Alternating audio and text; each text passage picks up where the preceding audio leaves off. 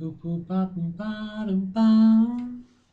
Boop boop ba boom ba dum ba da dum da dum da dum ba dum bum. Beep ba boop ba boop ba boop da ba dum bum. Beep ba boop ba boop beep boop ba ba dum bum.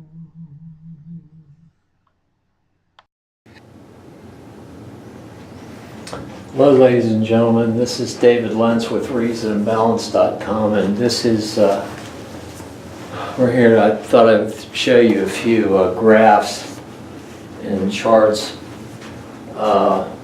indicating some interesting figures. Now, I'm not going to presume to solve all the economic issues or to profess to have done an in-depth analysis of all of these numbers, but they are a little bit interesting in connection with our discussion of free trade and the World Trade Organization.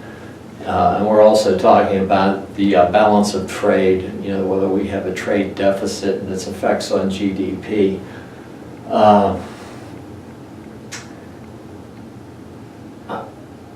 Let me just say this, it's sort of, obviously in the 2016 election there was a lot of angst out there about jobs, and the candidates took some pretty strong positions with respect to trade and talking about American workers getting a fairer shake at things.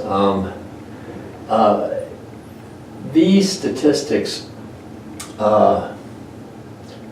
maybe they do, maybe they don't, point to a different situation of what maybe some of the candidates have discussed on the stump. Let's start down here. Maybe it'll give us a little bit of historical context. This is a balance of trade graph, and over here are percentages of gross domestic product, the size of the economy.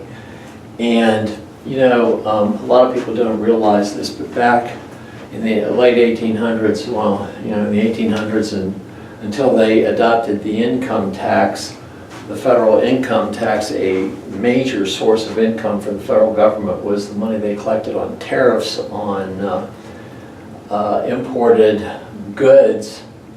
So tariffs were a big deal back then, and this graph goes from 1900 all the way up to the present day, and zero means that it's 0% of GDP, and it goes from -6% up to 6%. That's basically giving you the volume of trade, of the trade balance, I should say, exports minus imports.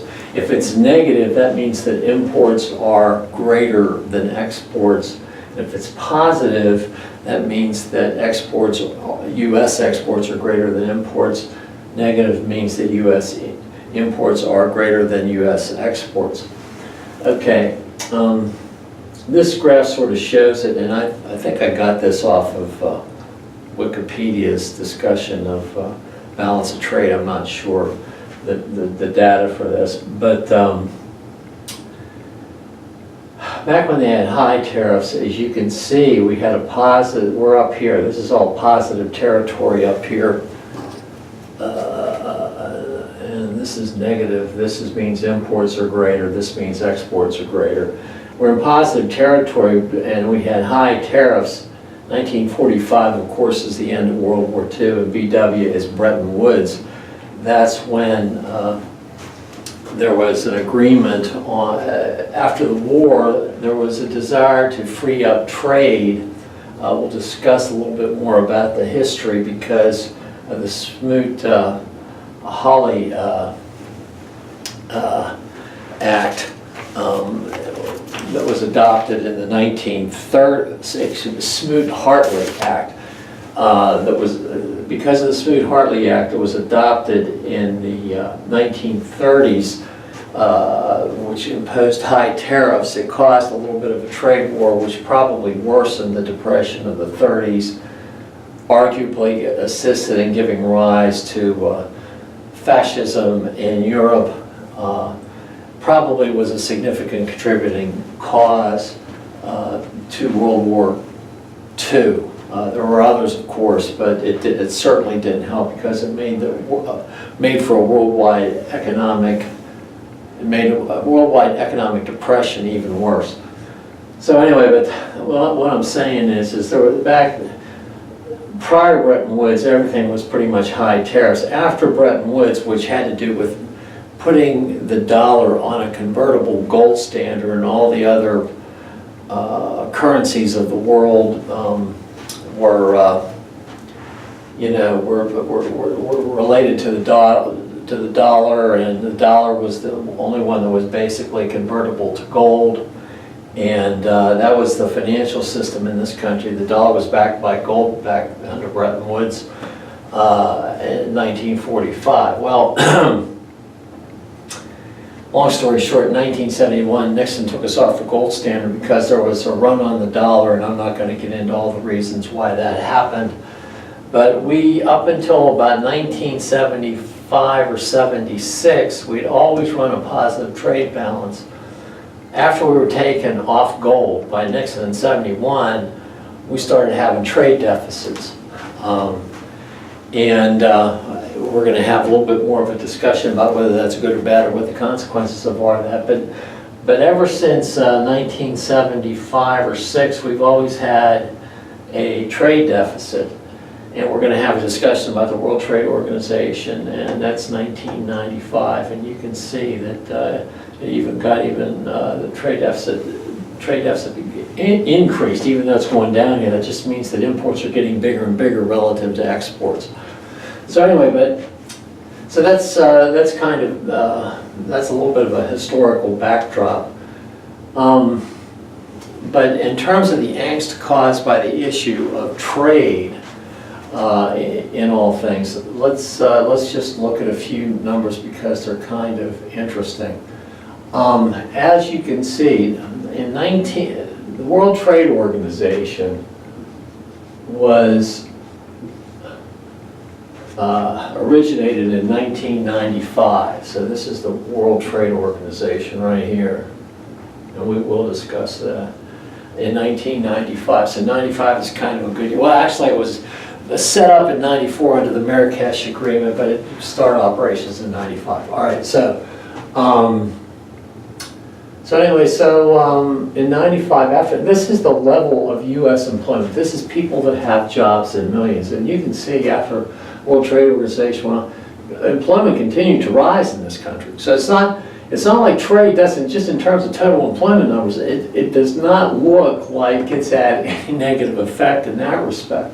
Now, of course, we do have a population growth situation, but if we go back down to here, this is the unemployment level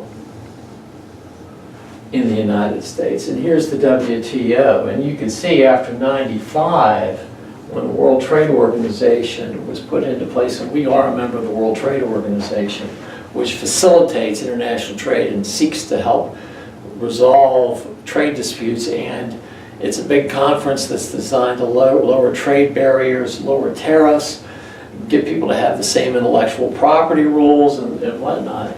You can see that after it was adopted here, the unemployment rate continued to come down. Now, it did go back up a little bit here, and there was a steep decline, increase right here. But this was remember during when Obama was first elected, right before, during the election, we had the financial crisis with Lehman Brothers and whatnot, and that's right in here. As you can see, unemployment spiked back then, and even though there was ripple effects, because what happens in the United States has a tendency, because its economy is so large, has a tendency to have ripple effects. But this was more of a financial problem as opposed to a trade-related issue that precipitated this thing. But I'll leave it to others to discuss how much, if anything, international trade contributed to this. I'll just say that's sort of a key area right here. And so I point those things out. You can see incomes have continued to go up. And since 2008, we have watched the unemployment rate continuously come down for a period of close to 9 years now. This is 2017. So it's right now it's at 4.1%. Sort of what I really want to get into here, though. So as you can see, the World Trade Organization, after its adoption and all that kind of stuff, I mean, what effect it's had on employment in this country looks to me like, if anything, it's been positive. Some people might have other ideas, but okay, real household income. To me, this is a real tall tale sign right here, because it gets to these two things in this. Now, I'm not very precise in here, but I'll tell you, these are the quintiles, okay? Quintile, they take a fifth of the population, and there's 5/5. Plus they segregate out just the top 5%, so they create a specialized group of the really highest, the very highest of the top. And this is the average income. We see from 1990, the top quintile went from a little under 150,000. This is real inflation. Real means inflation adjusted. Real means inflation adjusted. So real household income since 1990 for the top quintile has gone from a little under $150,000 up to over $213,000. For the top 5% of the earners, it's gone from a little under $250,000 to $375,000. That's a 56% increase. And I got zeros besides all these guys, because even though it's not exactly zero, for all intents and purposes, if you inflation adjust the dollars, for the bottom 4 quintiles, that should be 80% of the population, of the working, 80% of the households. For the bottom 4 quintiles, there has been, between 1990 and 2015, zero. For all intents and purposes, the numbers are so small that they come out to 0%. That's why these lines are flat right here. These are all the quintiles. For each wage earning group, these lines right here come across down here. So people haven't gotten a raise, and the more well-to-do folks are doing better. Even in inflation-adjusted dollars, they're doing better.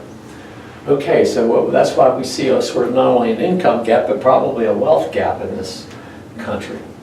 Okay, and it's shown by these statistics as well. Let's look since 1967. That's a long time ago. That's what, 50 years ago. The top 5% in real dollars. This is not, if it was nominal dollars, these numbers would be even more. But in real dollars, that means inflation adjusted. Okay? Top 5%, their income is increased by 112%. 112%. That means it's more than doubled. Okay? The top quintiles, 91%. That's almost doubled their money. But the point is that as you go down, and these are the minimum wage people, the bottom quintile, these are the people that are making households that are making less than, 40,000 households, combined income, husband and wife, whoever's in the household, making less than like $40,000 a year. They've only gone up 29 and 24%, but everybody above that has gone up more since 1967, and especially the top. And then if you come down to this chart, it's more or less the last time people got a raise, really, a real raise. Well, look, again, these are the minimum wage earners, people that work, checkout counters at,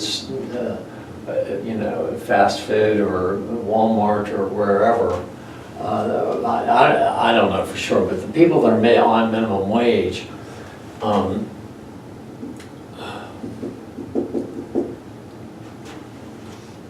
their best year was in, minimum wage people, their best year was in 1999. That was their best year income-wise. when they made $14,000 a year, and now it's closer to $13,000 a year. These are dollars. $13,000 a year, so basically they've lost 9.4%. They're 9.4% worse off than they were in 1999, and the people that are just above that are 2.4% worse off inflation adjusted wise than they were in this case in the year 2000. Meanwhile, for the people that are, you know, these are the people in the middle. The people in the very middle, the people at the top, their most recent year, 2016, was their best year. I don't know why this isn't 2016 here, but it's, you know, they've just recently had their best year, so that's why this growth rate is. That's because the best year is so recent that there's no time to improve. So it doesn't mean that their tendency has been to go up anyway, right? Because they're the most recent years. So this is actually good news because it means your most recent year is the best year. So anyway, so it's, and I would just tell you, there's another chart, I didn't put it up here, but it would show the average income, the earnings of salaries and wage earners, the median income going from like 1990 to, you know, to today, and it goes like this. And so that's if they're making income. So I don't know if this is income, and I didn't put this chart up here, but it shows the wages are actually going up. So then why is it that people feel like they're so poor? Well, I think that part of it is because these are wages if you're working, okay? If you're unemployed, you don't show up in here. And I think that people are probably may not be working. There's less certainty in their jobs. They probably get laid off more often. I don't know. I don't know what the deal is there. And of course, when you talk about the unemployment rate, a lot of people say that people have given up work and it doesn't actually reflect the actual number of the unemployed and whatnot, but there's a whole lot of discussion about that. But my basic point here is that a lot of the angst has to do more with increasing inequality in incomes. And it doesn't look to me, it looks to me like that if there's any effect in terms of the angst that's out there, in terms of dollars earned, income for households and all that, attributable to free trade, it's, well, you know, to me the argument can be made it's actually positive, but I'll leave that to your further analysis. I'm not saying that this tells the whole story, but what I am saying is that these, I try to sort of enlighten conversation here a little bit. Okay, we'll try to get on with the other discussions. Thank you. At the end of that video, I wasn't very clear, and I just sort of want to clarify. I think the final point that I was making there at the whiteboard was that it would appear to me that, you know, relative to when the World Trade Organization started operation, and relative to when we had things like, you know, the adoption of the General Agreement on Tariffs and Trade in 1947, I believe it was, that it looks to me like both of those things, the history and the graphs more or less show that they have been beneficial as opposed to not beneficial. I'm not saying that it's totally free from doubt, but it looks to me like there's a slight bias towards that they're favorable developments and not unfavorable developments. All right, folks, before we move on, I was just to help you folks out and to see the board a little bit better, I was just going to show you the graphs that I put on the board. Maybe this will be a little more helpful to for some of you out there. So I'm going to briefly run through this. This is GET down here. Percentage of GDP, balance of trade. Okay, trade deficits are in the negative category, and these are trade surpluses over here. That's high tariffs, Bretton Woods, low tariffs.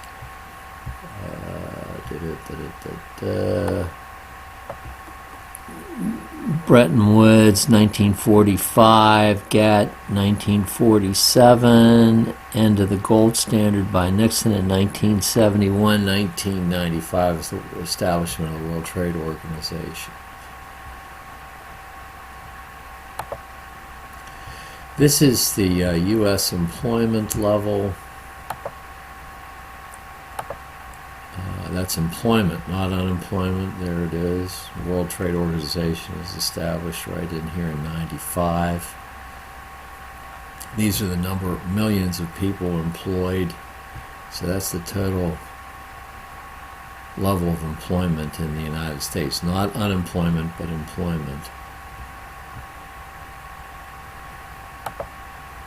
Here's the unemployment rate. Let me give you a little better look. Okay, and you can see the WTO was established in 1995. You can see unemployment went down, went up in the early part of the Bush administration, and then back down again. And then what happened is basically during the election cycle in 2008, the presidential election cycle, during it, we had the financial crisis with Lehman Brothers and Bear Stearns and toxic mortgages and whatnot. And then ever since then, ever since about 2010, the unemployment rate has started to come down. It's continuously come down to its present level of 4.1%, and this, as I speak, it's December the 2nd, 2017.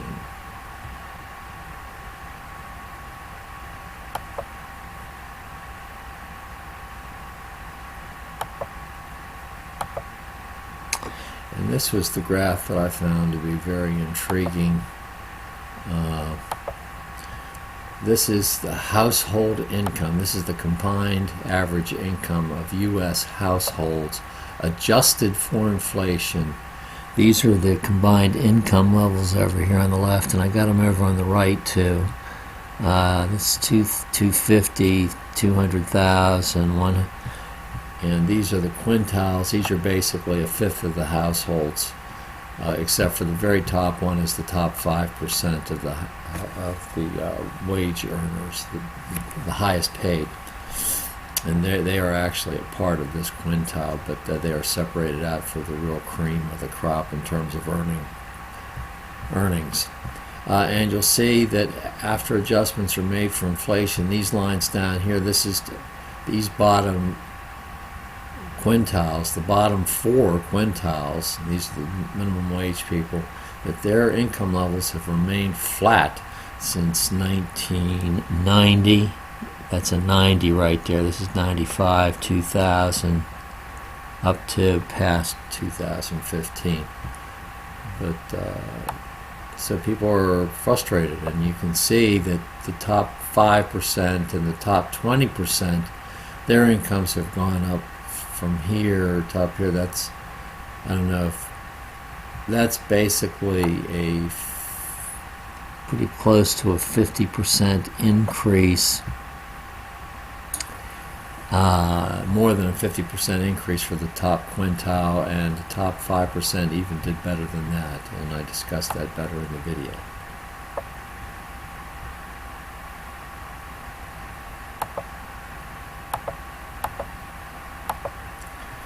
Okay, so let's go to the video script. Okay, so now we're going to actually talk more about the World Trade Organization, and I'm going to give you a little bit of history. Of course, we had the Great Depression. It started in the late 20s during the Hoover administration, and in the 30s it really started to really hit us. Franklin Roosevelt was elected. But I think it was in 1930, a very important act called Smoot-Hartley was enacted, and it set stiff tariffs because they were people were unemployed. I mean, the unemployment rate was, I don't know the exact statistic, but I think it probably may have even exceeded 20%, but I'm not sure. It certainly was that in other places, let's put it that way, and particularly like in places like Germany, especially since they were being required to pay war reparations after the Treaty of Versailles in concluding World War I.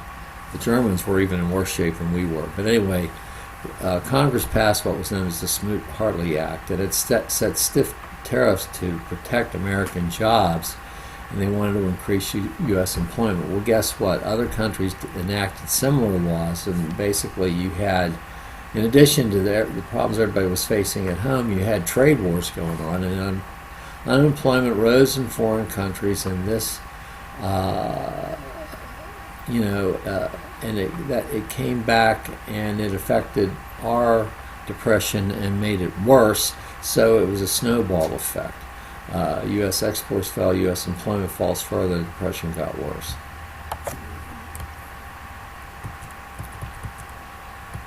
All right, and one could clearly argue that the depression of the 30s and the financial suffering, which was much worse than what we had in the last couple of years here for sure, gave rise to political extremism. Anyway, but so World War II comes along in what, 41 to 40. Started in Europe in 39, but 41 to 45 for the United States. But the upshot, World War II was naturally devastating. I mean, bombings, just incredible destruction in Europe and in Asia. Of course, Japan suffered 2 nuclear bombs. And the bottom line was that the worldwide devastation was incredible. And the U.S., I mean, here in the United States, we'd never been bombed, and even though there was a significant loss of life in American troops, well, I think that in the Soviet Union they lost like 20 million people. I'm not sure, but I think our troop losses were like about 400,000. But I mean, the losses overseas and in Europe and in Germany were just several multiples greater than what they were here. So, but anyway, the United States emerged economically dominant in the world. And after World War II, Congress didn't want to repeat the problems of Smoot-Hartley, so they changed philosophy, and they sort of started thinking more about free trade. And they adopted the Marshall Plan to help rebuild Europe, and they gave a similar aid package to Japan. It was a little bit smaller, but the Marshall Plan had to cover more countries. So, but in any event, it did help both Japan and Europe emerge to get them on their feet. And of course, George Marshall was a pretty smart guy, and he understood that if you have countries overseas that are just devastated, that is a breeding ground for further untoward political movements that in the future could come back to haunt us and maybe to cause future conflicts. So that was the whole idea behind the Marshall Plan, which was foreign aid to basically help rebuild Europe, and there was a similar plan to rebuild Japan.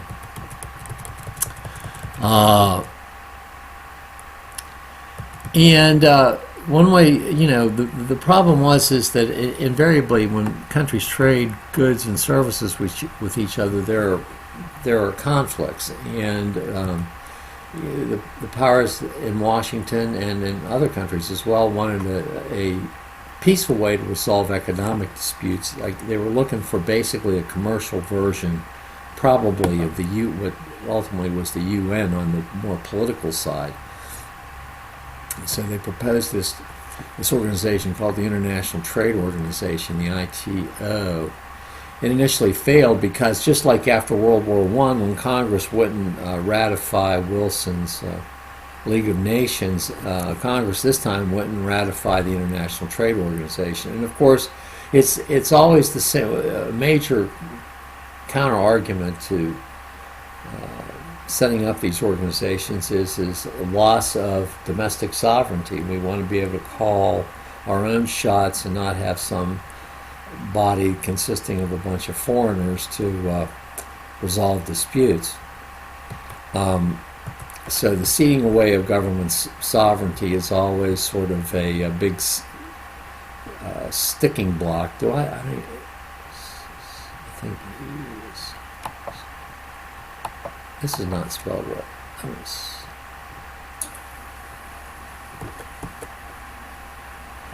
I don't know. My spelling is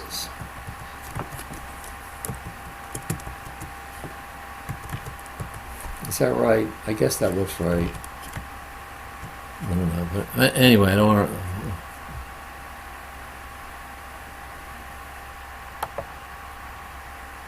Spell check. I can't find spell check. I'm not going to worry about it. All right. Anyway, sorry about that. But many nations, including the U.S., got together later, and in '47, during negotiations, what ultimately became known as the Uruguay Round, they agreed on this thing called. Oh, wait a minute. Is this the Uruguay? No, I'm sorry. This wasn't the Uruguay Round yet. No. I'm sorry. This is not the Uruguay Round yet.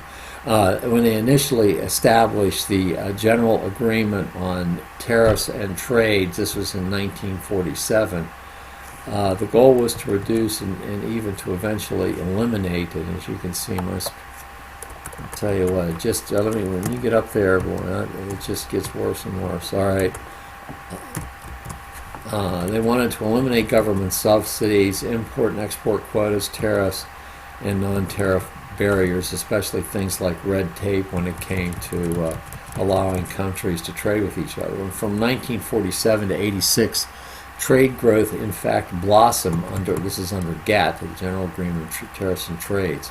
Tariffs were reduced substantially to about 1/8 of what they were, and trade increased 20 times through what it was in 1947 through 2001. This is a little bit early here. I don't know what that's doing here. This is true eventually, but it's out of order. Okay, so GATT was initially successful freeing up trade and stimulating goods, but there's, of course, always the pendulum effect when in things economic and in things political, and there was a steep economic recession in the 70s and 80s. There were a variety of reasons for this. Still the U.S. is still by far the big hitter economically in the globe, and we were trying to fight the war in Vietnam, and Johnson was trying to build the Great Society and all this kind of stuff. So there were probably a lot of inflationary pressures to begin with because of the level of economic federal government spending. That's another story, naturally. But there was also what played a very important role in all of this. There was this oil crisis. And it has to do with we at one time supported the Shah of Iran, and of course there was a revolution over there. But there were actually in the 70s there were two oil crises, one in the early 70s and one in the later 70s. Both times the price of oil shot up significantly.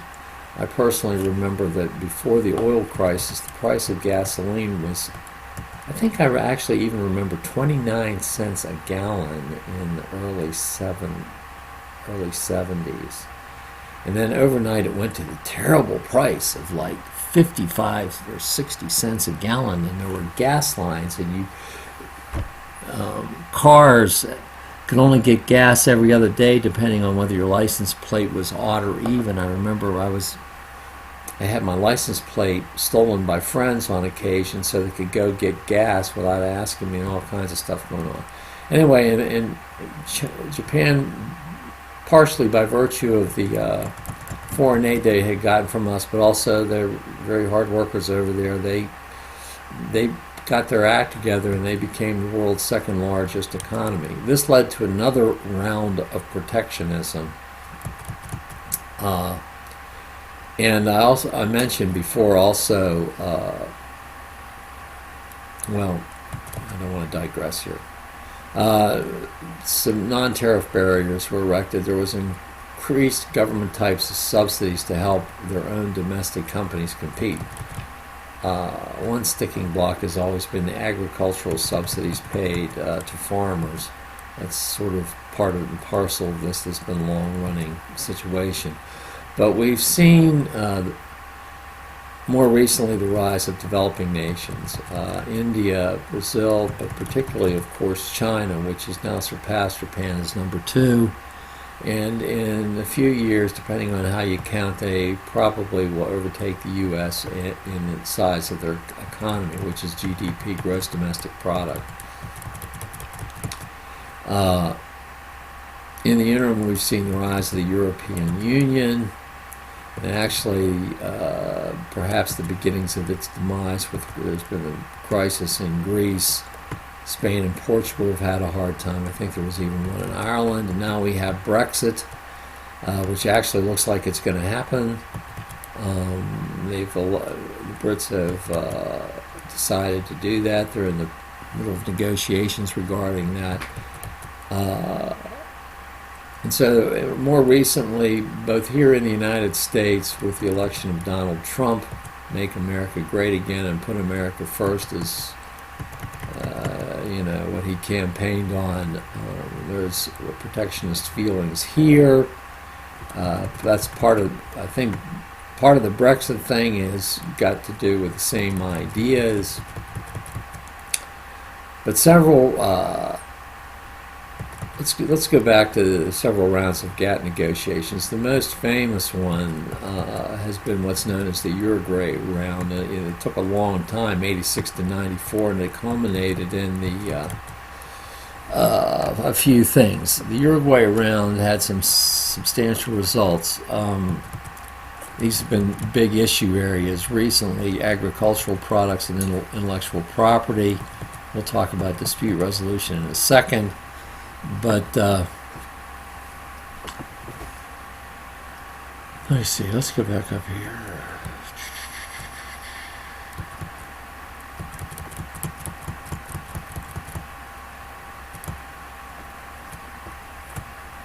Anyway, one is GATS. Let me just say this: they've adopted this thing. Originally this stuff was all set up just to apply to manufactured products and goods, but there's this agreement that's part of GATT now, which is GAT, not GATT, but GAT, and that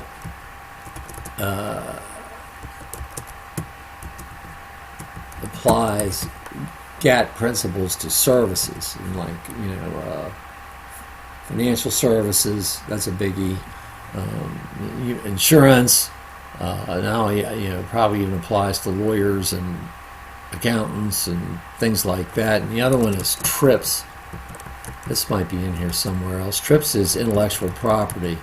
There's been a great movement to protect foreign patents, copyrights, trademarks. So this stands for, of course, these letters, it says TRIPS, but I think these all these acronyms are really in French, I think, and so I can't directly translate that, but that's IPS is intellectual property.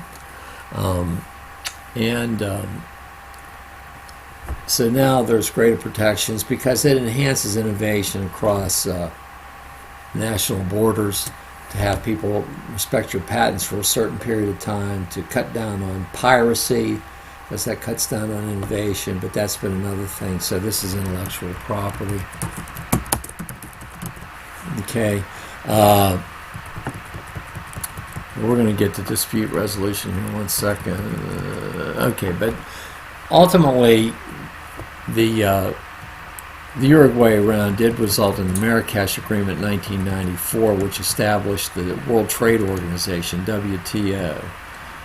But subsequent to the Uruguay round, it's gone on, and there's this thing that's been ongoing, and it resulted in those protests in Seattle a decade or so ago. Let's see, the Doha round. They've stalled, and a lot of the conflict on these rounds of negotiation has to do with poor countries known as the developing nations have a hard time complying with some of the Uruguay round agreements, and so getting them totally up to speed on all this stuff has been an issue. Agriculture is still a big issue.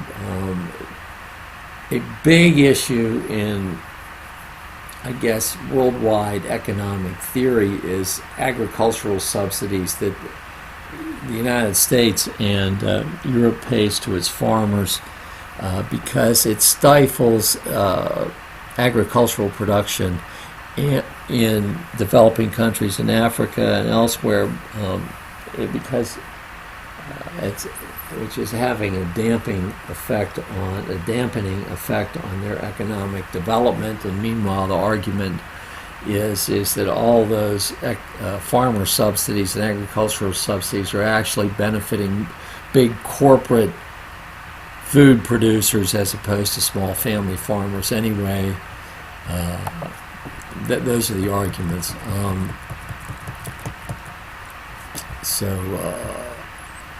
But anyway, the Doha round of the discussions under GATT have stalled. They've been lingering, and progress has been very sporadic on that front.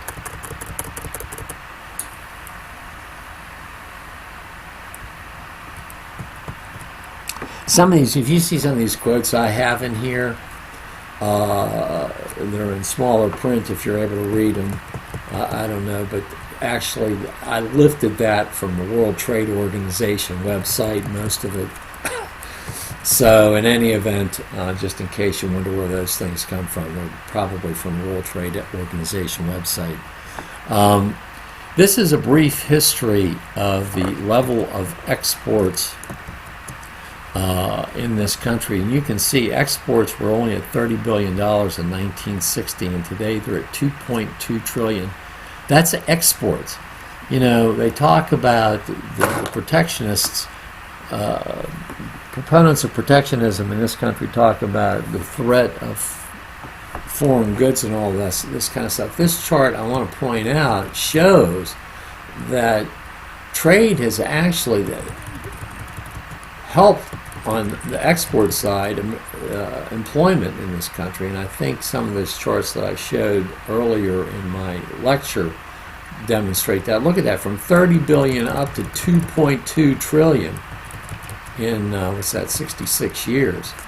But the only problem is that imports, they've gone from 10 billion, basically 1/3 of what exports were, to 2.7 trillion. So it's not so much that exports are being hurt, it's that imports have just gone through the roof. I mean, they've gone up faster. So anyway, that's sort of an interesting little factoid in the equation in terms of analyzing whether or not the World Trade Organization is a good idea or whether free trade is a good idea.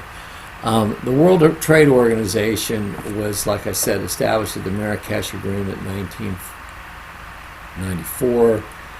The World Trade Organization started its operation in 1995. It has 164 members. And here's a biggie right here. The members of the World Trade Organization account for 98% of the world trade. 98%. I mean, how can you afford not to be a member of a club that controls 98% of the world economy? Located in Geneva, Switzerland. All right, basically this organization basically is sort of the implements GATT, and GATS, which is the General Agreement on Tariffs in Services, and TRIPS, which is the Agreement in Trade-Related Aspects of Intellectual Property Rights. Okay, so 98%. Let's talk about the functions of the World Trade Organization. Oversees implementation of various treaties, provides a forum to resolve trade disputes, hears and renders decisions on complaints regarding treaty infractions, and assists in helping developing countries develop the ability to engage in trade, and it conducts research. It coordinates with the IMF, that's the International Monetary Fund, and the World Bank. Probably going to do separate videos on those two entities.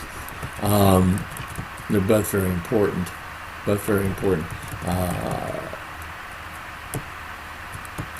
Let's see here. Okay, let's talk briefly. This is what the WTO under GATT says its defining principles are. The biggest one is non-discrimination. Benefits offered to one member must be offered all. And this is where you come up with the concept of most favored nation status. Actually, that's sort of almost a misnomer anymore. It's like if you're most favored nation, it really means that you're entitled to equal treatment with all the other people that control 98% of the world's economy. So, it wasn't such a a foregone conclusion, because China's and Russia's entry into the World Trade Organization has been more recent, and of course that adds a lot to the membership in terms of control over the economy. But anyway, all right. So no discrimination.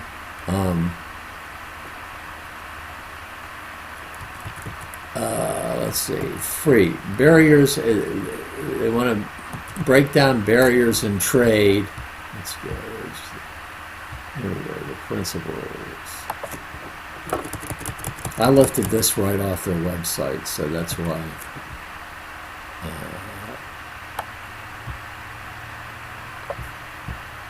Let's see what this is straight from their website, the World Trade Organization website. There you can read those. You'll notice here that there is this focus on developing countries, and the whole idea, one of the major ideas behind free trade is that it supports every country, it benefits every country that engages in it, regardless of whether you're rich or poor. And I did a video on David Ricardo, and I explained how specialization and comparative advantage makes that happen. David Ricardo was kind of a sort of a disciple of Adam Smith, the father of modern capitalism.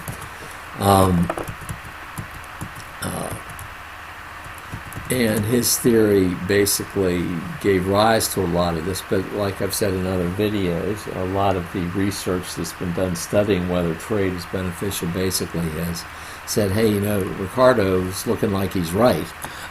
So in any event, let me see. But anyway, one of the things about helping out developing nations is that it removes a hotbed for extremism. It reduces potentially the amount of foreign aid. It opens up new potential markets for American products, and it helps the economy of the whole world thrive, which should make everything more peaceful. And that's a major point. So it's not just a question. The idea isn't a zero-sum game when it comes to all this stuff. That nations helping each other out is a good thing. And basically engaging in healthy and free trade is sort of the basic idea behind the World Trade Organization, and sort of it's an outcome, a consequence of David Ricardo and Adam Smith's theories. Okay. World Trade. What they also want to do is they want World Trade. They want its members to publish their trade regulation and maintain institutional line for the review of administrative decisions affecting trade. In specific circumstances, governments are able to restrict trade if, like, there are safety issues involved, to protect the environment and also protect public health. So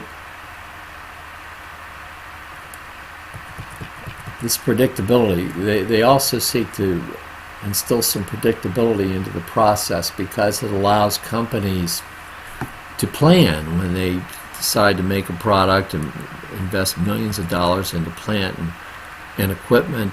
Predictability of what future actions are going to be is very helpful to them.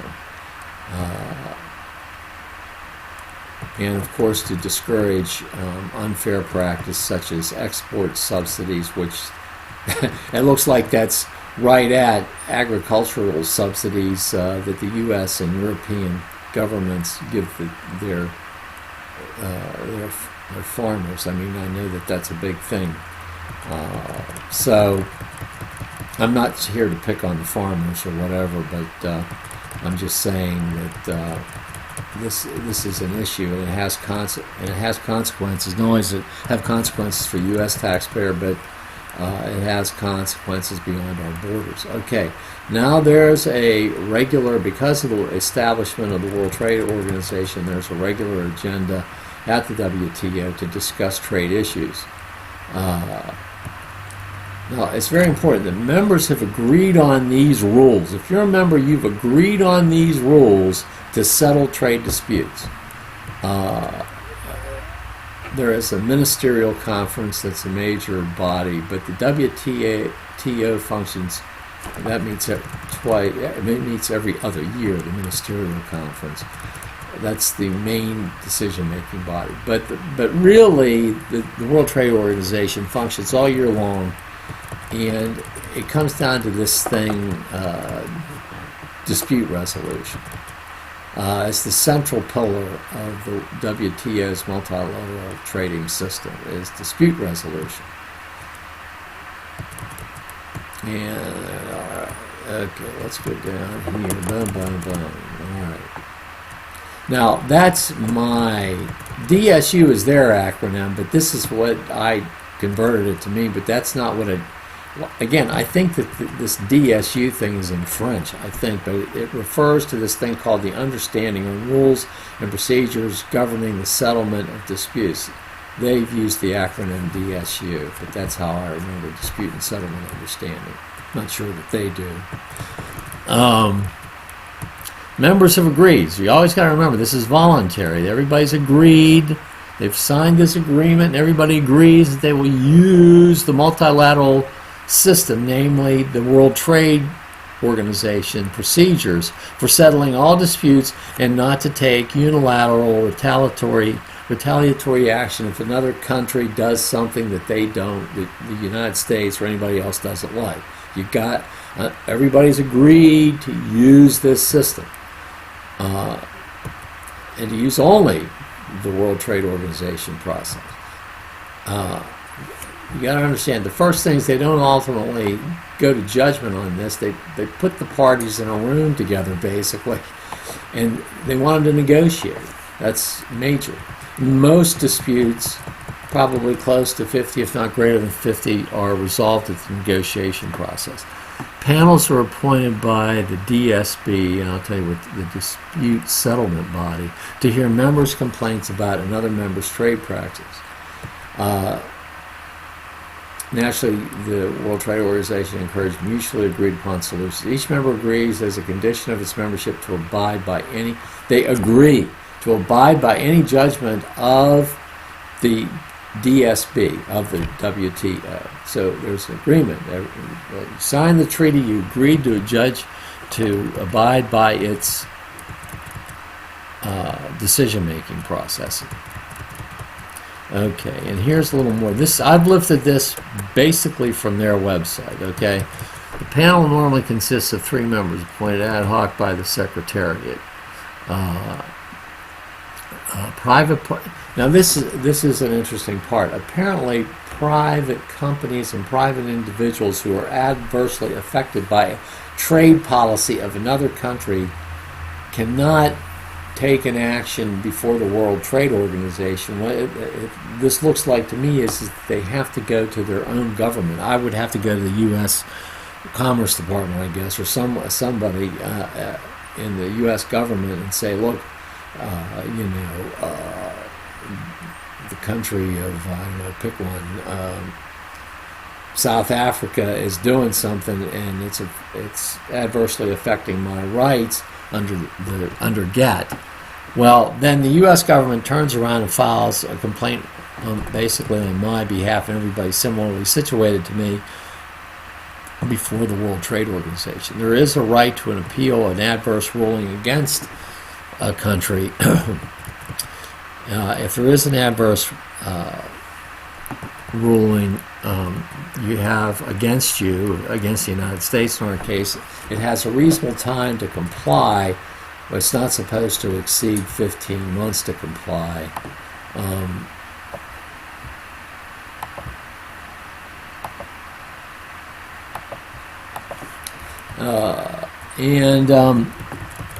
And then if there's no compliance, then there's some, you can even negotiate or arbitrate the period of time to comply.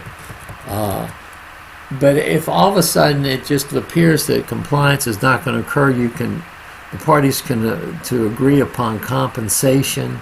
I guess that's a monetary award. And if they don't agree to that, the World Trade Organization will give the prevailing party the right to basically,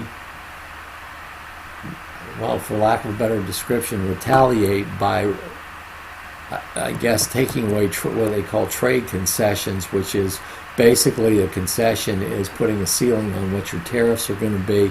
You can remove those ceilings, and you can do something to remove the self-imposed limitations that you've placed on yourself because you're a member of the World Trade Organization. And so basically you can impose your own, for lack of a better expression, trade sanctions on the offending party.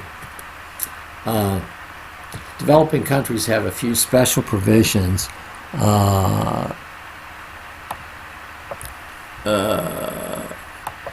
If a dispute involves one of them, one member of the panel must be from a developing country. Incidentally, the people that hear these trade disputes have to be either lawyers or they have to be experts in international trade, but they cannot have an affiliation with any government of any country. I've lifted this from the website. Let's see here.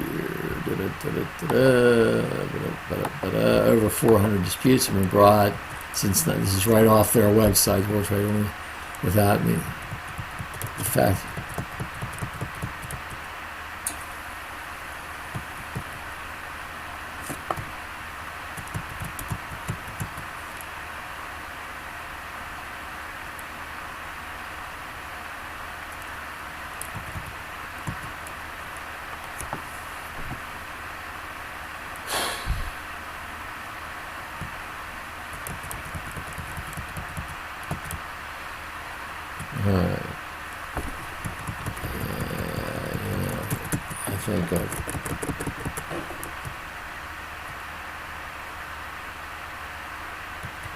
we've already covered this stuff. All right.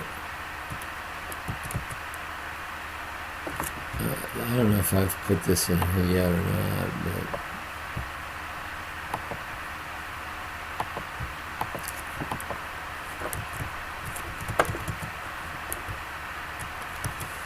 but All right, more than 9% of the World Trade Organization. All right, less than half of the okay, the point they're making here is that most of the time they don't even have to set up panels. That once the complaint is made, negotiations just getting to that level resolve more than half of the conflicts. More than 90% of rulings have been complied with by the responding country, and less than 4% resulted in sanctions. I guess that means permitted retaliation. So. And they're very high on this. The average time it takes to resolve has been 10 months. Now, I will tell you, I'm an attorney, and if somebody files a personal injury case around here or whatnot, you would be lucky to have the case actually tried within a year and a half. You're probably normally talking about 2 years, 2.5 years. So that's fast, 10 months. So that's a good thing. All right, so let me just summarize by saying this. The countries have voluntarily agreed. The World Trade Organization has no army or police force. Any country joining has got to accept the fact that every now and then you're going to lose.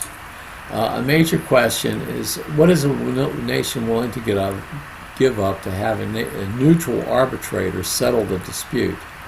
It's the old might versus right argument. Some people want to rely on a lot of military spending and the risk of war in order to maintain sovereignty, and even then, even if you do maintain, especially in an era where you've got cyber criminals out there and chemical weapons and things like that. Having a big military doesn't necessarily mean that you're going to get your way every time anyway. So can any nation be an economic island and maintain its standard of living in the long run without looking to the outside world and engaging in trade? Well, you would wonder about whether new ideas would come in to your country, which stimulates developments of new technology and things like that versus stagnation. Would you get ahead in life by staying in your home all day long and never venturing out? Would you raise your child to just stay at home and never venture out into the world?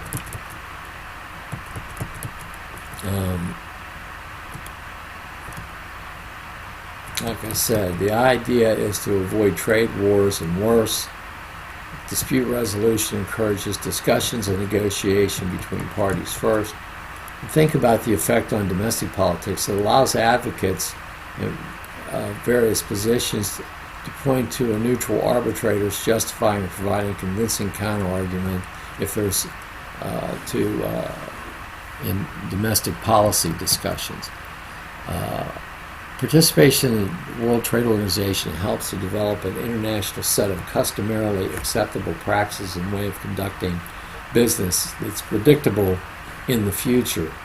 Those norms and customs sort of establish a common law of international trade. And most of the law in this country is common law. It's not set forth in any statute or anything like that. And the same thing would happen, is more likely to happen if you had a neutral body such as the World Trade Organization. Ultimately, which side are you on? Might versus right, keeping your doors open to trade or not. Okay, I was going to discuss this thing called, all right, if you're for workers that are dislocated because of imports or because jobs have shifted overseas or whatever, they ought to check into this thing called Trade Adjustment Assistance. It's a federal program administered by the Department of Labor. I'm not sure, I actually had this on this script, but I had a technical glitch and it got eliminated, and that was a long time ago, and now I don't know where it is. Basically, check this, for those folks that can check this out. There's some people say it's worked pretty well and other people say it hasn't, but anyway, there is a program for people to get money if they've been dislocated because of foreign competition for one reason or another. It's if you've lost your job because your job has been moved to another country or whatnot, or anything related to international trade, you ought to check out trade adjustment assistance. It's sort of like an enhanced unemployment insurance, and there are three types of it. And I will just leave this.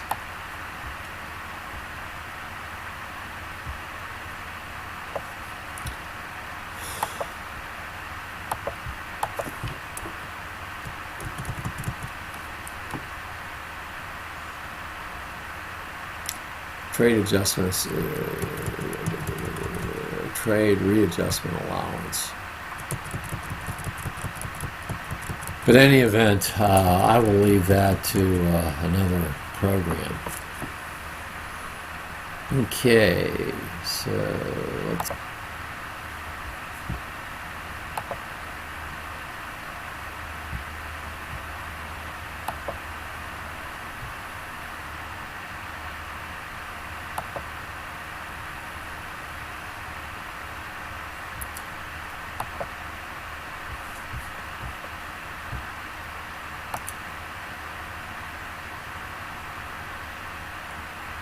Some of the people that we have to acknowledge as providing some information.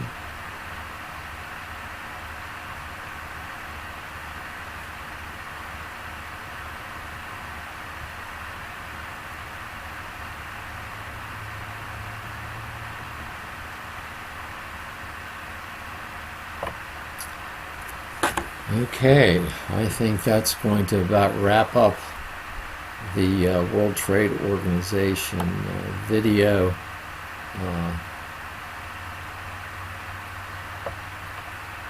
Thanks, and we will hope you enjoyed this and found it to be informative. If you're watching this, it would really make me happy. You'd be doing me a big favor if you liked the video, and so we will see you next time. This is David Luntz for reasonandbalance.com.